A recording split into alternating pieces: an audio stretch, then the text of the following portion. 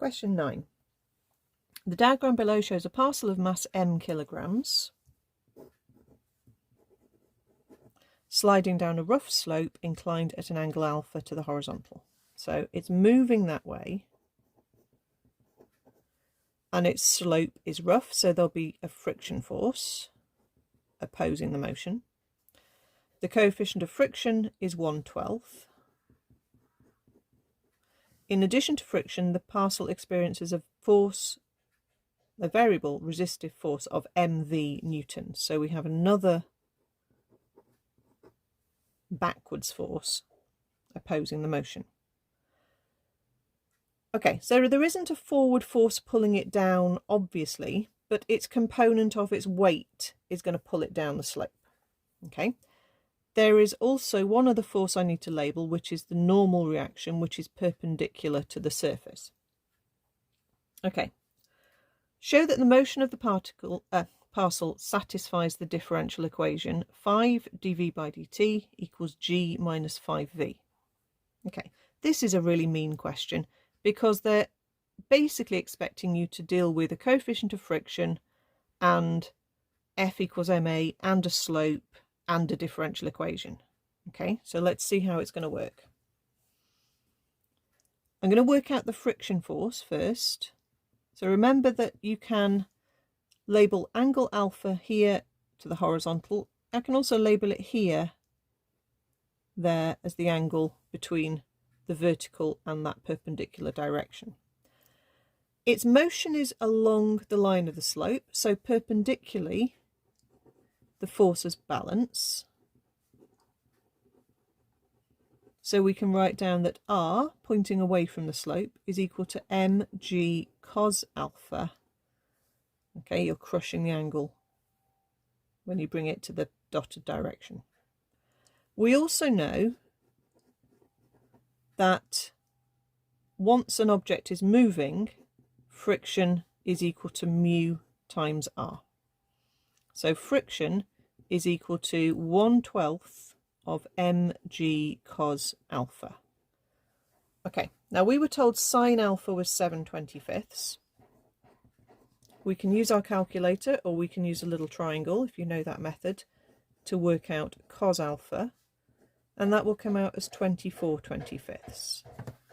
Okay, we can just say shift sine 7/25, get the angle, don't round it, cos answer. Okay, so 1/12 mg times 24/25. Handily, the 12 and the 24 do a cancel, and you get 2 mg over 25 for your friction force. Okay, so we've done that little bit of work. Now let's try applying F equals ma in the direction of motion, so down the slope. So the force that's making it move down the slope is the mg resolved in the direction of the slope. So that is mg sine alpha. Okay. We're going to have to subtract the two forces which are opposing the motion. So that is my overall force in the direction of motion. The force pulling us the way we're going minus the two forces, in this case, that are opposing it. Okay, the R doesn't come into this equation. And that's the left-hand side of the formula, and that will equal the mass times the acceleration. So we've got to try and get this to end up here.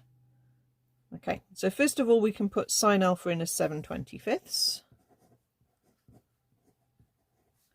We can put friction in, because we've worked that out as 2 mg over 25.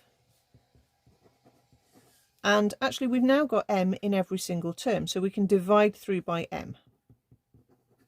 So I've got 7g over 25 minus v is equal minus 2g over 25 is equal to a.